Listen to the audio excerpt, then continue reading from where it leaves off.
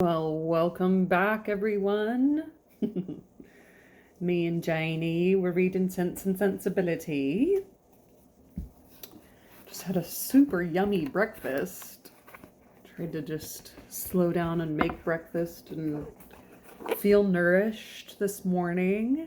After watching the sunrise, I feel really blessed to be able to have this time to take care of myself and read.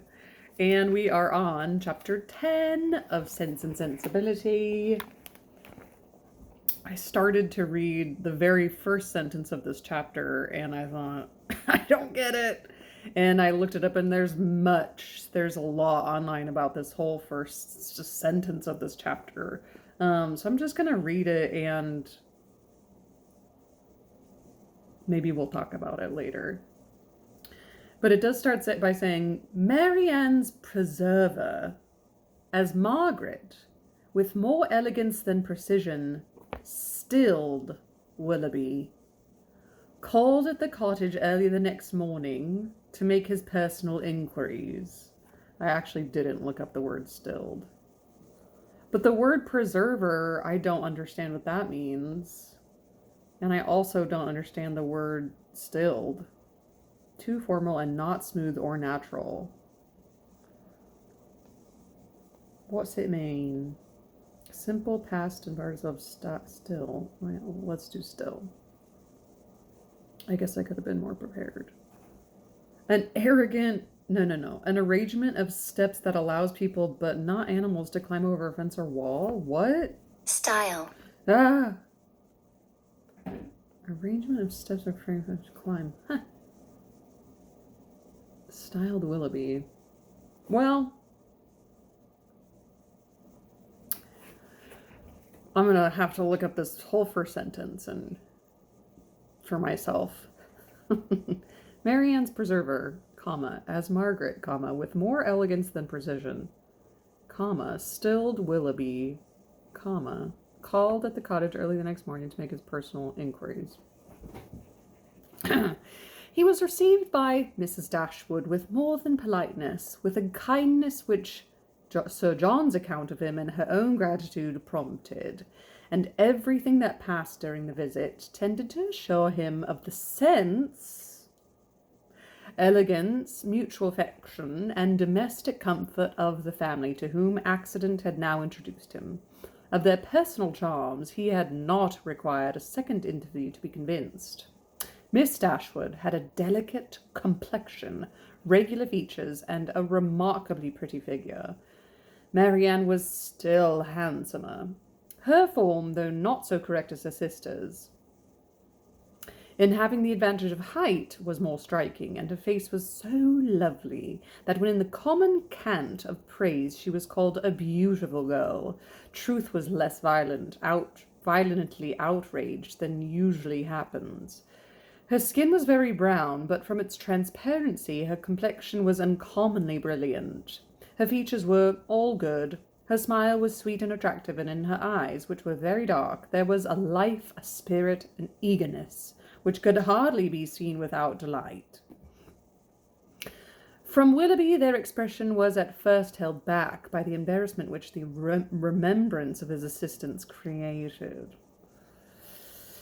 But when Miss passed away, when her spirits became collected, when she saw that to the perfect good breeding of the gentleman he united frankness and vivacity, and above all, when she heard him declare that of music and dancing he was passionately fond, she gave him such a look of approbation as secured the largest share of his discourse to herself the rest of his stay. She loves a man who loves music and dancing. Willoughby.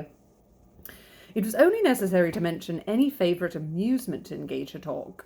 She could not be silent when such points were introduced, and she had neither shyness nor reserve in their discussion. They speedily discovered that their enjoyment of dancing and music was mutual, and that it arose from a general conformity of judgment in all that related to either. Encouraged by this to a further examination of his opinions, she proceeded to question him on the subject of books. Her favourite authors were brought forward and dwelt upon with so rapturous a delight that any young man of 25 must have been insensible indeed not to become an immediate convert to the excellence of such works, however disregarded before. Their taste was strikingly alike. The same books, the same passages were idolized by each, or if any difference appeared, any objection arose, it lasted no longer than till the force of her arguments and the brightness of her eyes could be displayed. Wow. They're vibing. They're what the children like to call vibing, although it's probably something completely different now. It's like changes every day. But they're definitely vibing with each other. And yeah, I mean, it is awkward when you're like dating somebody and you're like not into stuff they're into, and then they meet somebody else and it's like, we get along so well and they like everything I like. And I'm like, I guess I should like everything you like too. And that means I like you. I don't know. It's so difficult.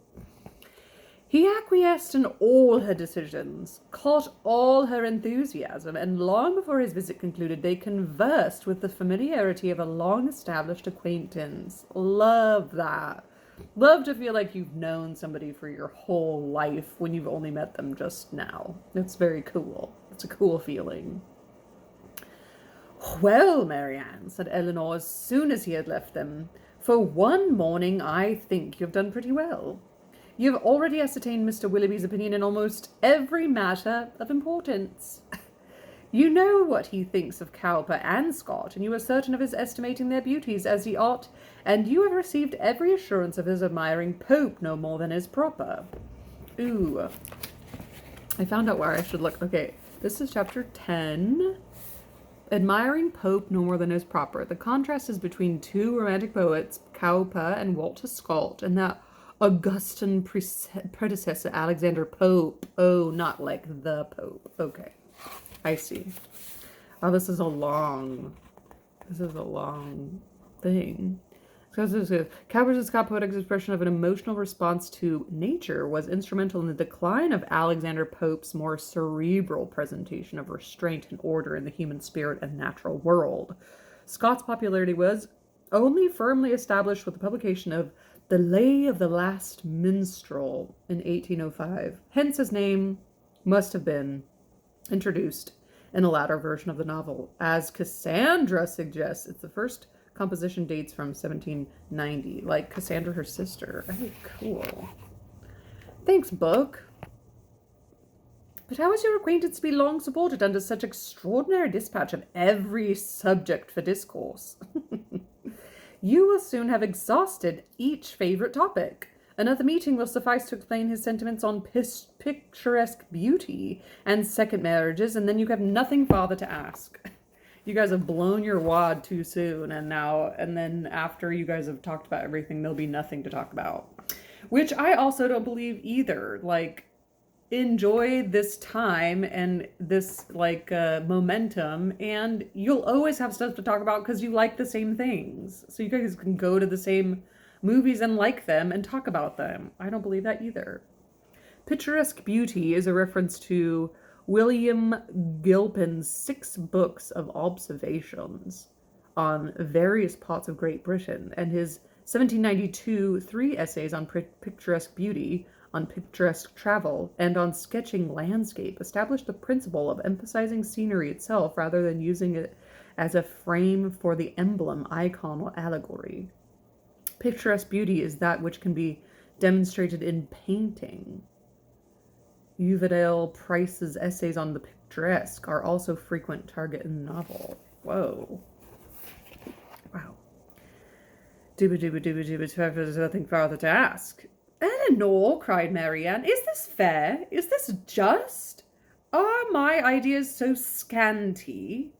But I see what you mean. I have been too much at my ease, too happy, too frank. I have erred against every commonplace notion of decorum. I have been open and sincere where I ought to have been reserved, spiritless, dull, and deceitful. Had I only talked of the weather and the roads, and had I spoken only once in 10 minutes, this reproach would have been spared. "My love," said her mother, "you must not be offended with Eleanor. She was only in jest. I should scold her myself if she were capable of wishing to check the delight of your conversation with our new friend." Marianne was softened in the moment. Willoughby, on his side, gave every proof of his pleasure in their acquaintance, which an evident wish of improving it could offer. He came to them every day. To inquire after Marianne was at first his excuse, but the encouragement of his reception, to which every day gave greater kindness, made such an excuse unnecessary before it had ceased to be possible, by Marianne's perfect recovery. Perfect recovery. She was confined for some days to the house, but never had any confinement been less irksome. Willoughby, a young man of good abilities, quick imagination, lively spirits, and open, affectionate manners. Willoughby was a young man of good ability. Okay. He was exactly formed to engage Marianne's heart, for with all this he joined not only a captivating person, but a natural ardour of mind which was now roused and increased by the example of her own, and which recommended him to her affection beyond everything else. Ooh. His society became gradually her most exquisite enjoyment. Ooh.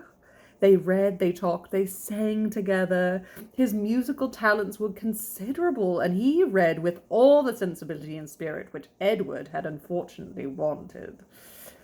In Mrs. Dashwood's estimation, he was as faultless as in Marianne's, and Eleanor saw nothing to censure in him but a propensity in which he strongly resembled and peculiarly delighted her sister, of saying too much what he thought on every occasion without attention to persons or circumstances. Right, I get it.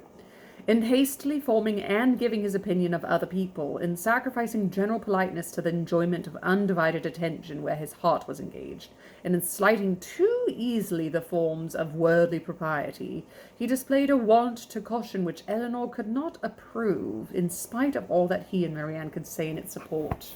Too good to be true, Eleanor's thinking, too good to be true. Perhaps it is. Marianne began now to perceive that the desperation which had seized her at 16 and a half, of ever seeing a man who could satisfy her ideas of perfection, had been rash and unjustifiable. At 16 and a half, I believed I would never meet a man. Oh, look, here he is. Willoughby was all that her fancy and had delineated in that unhappy hour in every brighter period as capable of attaching her, and his behaviour declared his wishes to be in that respect and as earnest as his ability was strong. Her mother, too, in whose mind not one speculative thought of their marriage had been raised, by his prospect of riches, was led before the end of a week to hope and expect it, and secretly to congratulate herself on having gained two such son-in-laws as Edward and Willoughby. Colonel Brandon's partiality for Marianne, which had so early been discovered by his friends, now first became perceptible to Eleanor, when it ceased to be noticed by them. Their attention and wit were drawn off to his more fortunate rival, and the raillery, gosh, this is like for the fourth time she's used this word. The raillery which the other had incurred before any particularity rose, was removed when his feelings began really to call for the ridicule so justly annexed to sensibility. Eleanor was obliged, though unwillingly, to believe that the sentiments which Mrs. Jennings had assigned him for her own satisfaction were now actually excited by his sister, and that however a general resemblance of disposition between the parties might forward the affection of Mr. Willoughby, an equally striking opposition of character was no hindrance to the regard of Colonel Brandon. She saw it with concern. For what could a silent man of 35 hope, when opposed by a very lively one of 25? And as she could not even wish him successful, she heartily wished him indifferent. She liked him in spite of his gravity and reserve. She beheld in him an object of interest, His manners, though serious, were mild, and his reserve appeared rather the result of some oppression of spirits than of a natural gloominess of temper. Oppression of spirits rather than a natural gloominess of temper. That's wild. Sir John had dropped hints of past inquiries and disappointments, which satisfied her belief of his being an unfortunate man, and she regarded him with respect and compassion. He is a veteran, I think, right? Yeah, Colonel Brandon. Yeah, he's a veteran. You don't have to like him just because he's a veteran. I get it. Perhaps she pitied and esteemed him the more because he was slighted by Willoughby and Marianne, who, prejudiced against him for being neither lively nor young, seemed resolved to undervalue his merits. Whoa. Everybody has pride, everybody has prejudice, and everybody has sense and sensibilities. Brandon is just the kind of man, said Willoughby one day when they were talking of him together, whom everybody speaks well of and nobody cares about. Ugh, yikes. Whom all are delighted to see and nobody remembers to talk to. God. That's exactly what I think of him, cried Marianne. Oh my God, okay. Cool. Do not boast of it, however, said Eleanor, for it is injustice in both of you. He is highly esteemed by all the family at the park, and I never see him myself without taking pains to converse with him. That he is patronized by you, replied Willoughby, is certainly in his favour, but as for the esteem of others, it is a reproach in itself. Who would submit to the indignity of being approved by such women as Lady Middleton and Mrs. Jennings, that could command the indifference of anybody else? Ooh, this is harsh. This is like Regency era harsh. But perhaps the abuse of such people as yourself and Marianne will make amends for the regard of Lady Middleton and her mother. If their praise is censure, your censure may be praise. Their praise is censure, your censure may be praise. For they are not more undiscerning than you are prejudiced and unjust. In defense of your protege, you can even be saucy. In defense of your protege, you can even be saucy. My protege, as you call him, is a sensible man, and sense will always have attractions for me. Yes, Marianne, even in a man being between 30 and 40, he has seen a great deal of the world, he has been abroad, has read, and has a thinking mind. I have found him capable of giving me much information on various subjects, and he has always answered my inquiries with the readiness of good breeding and good nature. That is to say, cried Marianne contemptuously, that he has told you that in the East Indies the climate is hot, and mosquitoes are troublesome. Well, like, what does he know? He would have told me so, I doubt not, had I made any inquiries, but they happened to be points on which I had been previously informed. Perhaps, said Willoughby, his observations may have extended to the existence of nabobs? Nabobs? Nabobs, gold moors, and palanquins. I may venture to say that his observations have stretched much farther than your candour. Ooh. But why should you dislike him? I do not dislike him. I consider him, on the contrary, as a very respectable man, who has everybody's good word and nobody's notice, who has more money than he can spend, more time than he knows how to employ, and 2 new coats every year. Add to which, cried Marianne, that he has neither genius, taste, nor spirit, that his understanding has no brilliance, his feelings no ardour, and his voice no expression. Alan Rickman. You decide on his imperfections so much in the mass, replied Eleanor, and so much on the strength of your own imagination that the commendation I am able to give of him is comparatively cold and insipid. I can only pronounce him to be a sensible man, well-bred and well-informed, and of gentle address, and, I believe, possessing an amiable heart. Miss Dashwood, cried Willoughby, you are now using me unkindly. You are endeavouring to disarm me by reason, and to convince me against my will, but it will not do. You shall find me as stubborn as you can be artful. I have 3 unanswerable reasons for disliking Colonel Brandon. He has threatened me with rain when I wanted it to be fine. He has found fault with the hanging of my curricle, and I cannot persuade him to buy my brown mare. If it will be any satisfaction to you, however, to be told that I believe his character to be in other respects irreproachable, I am ready to confess it, and in return for acknowledgment, which must give me some pain, you cannot deny me the privilege of disliking him as much as ever. Seems silly things to, No, nabobs, moors, and palanquins. Austin's brother Francis served as a midshipman and lieutenant aboard the King's ship in the East Indies between 1788 and 1793, and it was no doubt from him that she gained much of her information about these colonies. By the Treaty of Paris in 1783, the East Indies were returned to the Dutch, but the British retained trading privileges and retook Sumatra in 1798.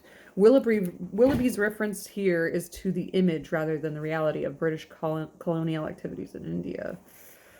Nabob, from the Urdu, Nawab, for the deputy governor, refers to a person who returned from India with a large fortune.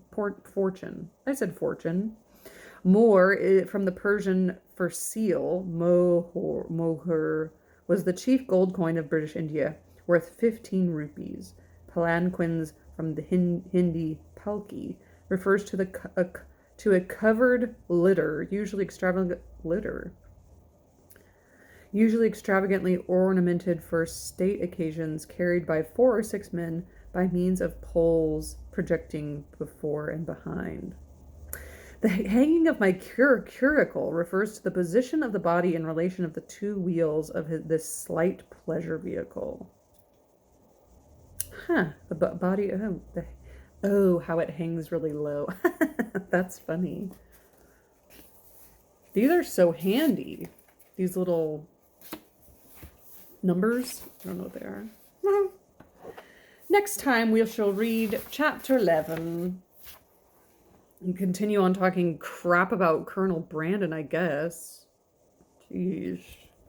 Well, happy reading, everybody. Take care and ta-ta.